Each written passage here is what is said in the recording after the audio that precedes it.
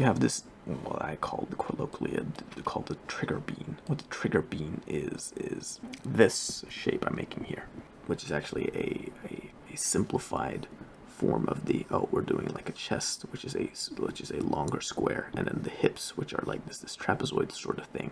And if we combine them, we get this like pull thing, right? What the trigger bean does is it simplifies all that to this simple bean shape. And what the bean shape also helps with making it so you can make it more dynamic. It's essentially the flower bag experiment thing for animation, which is like to draw expressive animations. You learn how to animate a flower bag with 4 points. Look it up, right? And so you go from this very mathematical chest shape looks like, but then goes over into this like rib cage, which we then connect with the, which we like make us an off-long bucket, and then we add the hips in there and whatever the fuck.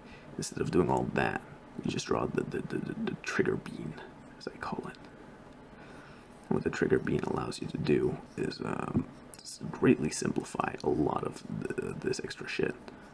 Something like that, right? It's even more explicit on like Little Witch Academia. But if you then make the trigger bean instead of the square shapes, you can then start like reattaching stuff to it. Like, oh, let's put shoulders on the character. Let's gesture out like her arms or whatever the fuck, right? The one problem is though, again, it's a lot of sketching. It is not working on line art. Because if you work on line art, that's a totally different like skill set, right? Than just, oh, I want to draw. I want to sketch out these building forms. And that has been, I would call, my biggest flaw, is I always focus on these construction drawings.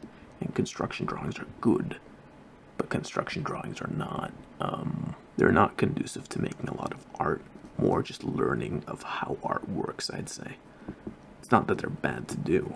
No, they're actually really fun to do. They're really good to do, even for learning construction and stuff like that. And adapting art style, like I could, if I spend an afternoon like with a character sheet, fairly accurately recreate models, right? Like animated characters, not essentially illustrations. That's maybe a tad hard, but like most characters, I can fairly easily get their art style down, because I just deconstruct them and then add construction to them, right? And Spider-Man looking ass. Look at that. Let's look like Spider-Man. Spider-Gwen.